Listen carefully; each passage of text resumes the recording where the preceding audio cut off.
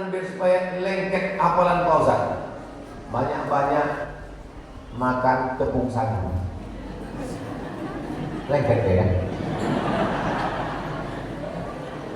Apa hukum KB bagi ibu-ibu yang tidak ingin punya anak karena takut tak bisa membiayai pendidikan di tempat yang baik, pondok pesantren misalnya, atau takut tak bisa mendidiknya menjadi anak yang soleh-solehah yang nantinya malah akan menyeretnya ke neraka, atau karena suami sifatnya cuek menjadi penjudi online narkoba sehingga istri malas memiliki menambah tak mau punya anak. Ini bertanya bercurhat. Sudah cukup membesarkan anak yang ada sehingga dengan KB sampai menopause. Bagaimana hukumnya Pak Ustaz? Tazawwajul wadud al-wadud, nikahilah perempuan yang subur, yang banyak anak dan penyayang. Itu artinya disuruh cari istri yang subur supaya banyak anak. Kalian yang belum nikah, yang udah Pak Ustaz senyum-senyum lagi. Yang belum nikah, kalian cari perempuan yang subur. Dari mana kita tahu dia subur? Mana boleh dites duluan.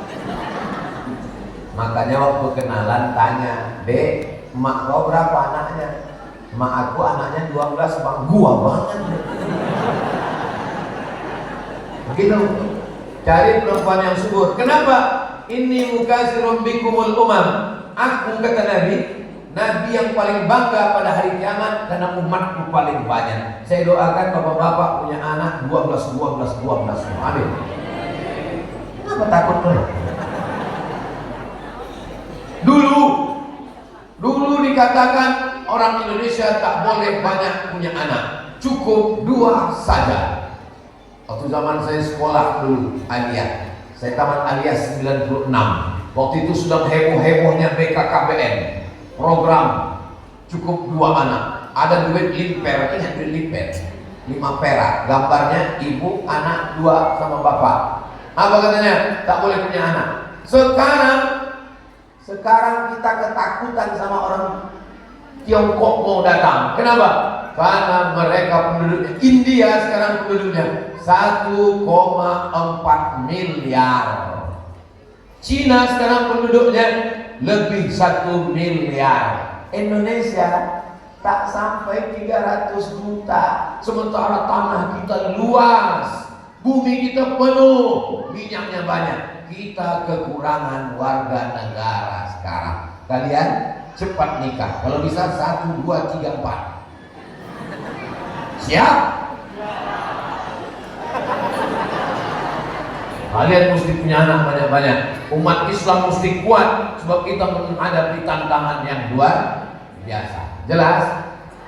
Adapun hukum KB terbagi 2. Yang pertama, tanzimun nasal, mengatur kelahiran. 3 tahun, 3 tahun, 3 tahun. Yang kedua, tahdidun nasal, membatasi kelahiran. KB 2 jenis. Yang takdid, misalnya laki-laki vasektomi, dipotong kabel itu, akhirnya dia tak bisa lagi, senapan angin itu meletus, cuman senapan itu hidup, cuman tak berpeluru dia lagi. Nah, vasektomi hukumnya haram.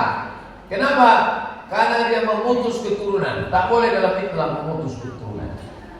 Kalau perempuan yang putus tak punya anak lagi, itu namanya steril. Kalau perempuan sudah disteril, dia tak punya anak lagi. Haram hukumnya steril. Kecuali 1, perempuan yang melahirkan anak melalui sesar.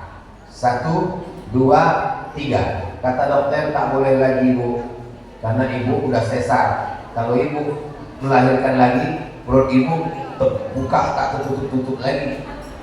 Pilihannya 2, antara mati atau steril. Maka boleh steril dalam keadaan darurat tingkat tinggi.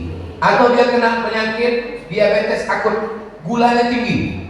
Kata dokter ibu tak boleh hamil, karena kalau ibu hamil gula ibu makin naik, pas melahirkan ibu bisa mati. Ditanya suaminya, "Pak, gimana ibu ini kalau mati?" "Ya nggak apa-apa," kata suaminya. Ibu tak boleh hamil, karena kalau ibu hamil nanti mati. Mimdate mata yang dawati. Vasektomi laki-laki haram tanpa sebab. Perempuan kalau dia steril tak boleh tanpa sebab. Yang boleh itu adalah tanzimun nasal, pengaturan 3 tahun, 3 tahun, 3 tahun. Tapi alat-alatnya itu ada yang memudaratkan. Ibu makan pil, ibu disuntik, akhirnya mohon maaf siklus menstruasi tak teratur, darahnya tertahan di dalam. Darah kotor itu mesti dibuang tiap bulan, karena disuntik, karena dimakan, tertahan dia di dalam, berubah menjadi kanker, menggumpal di dalam. Kanker macam-macam, akhirnya ibu mati gara-gara bapak yang tidak bertanggung jawab, mau enaknya saja, memang laki setan. Jelas? Kertas yang terakhir.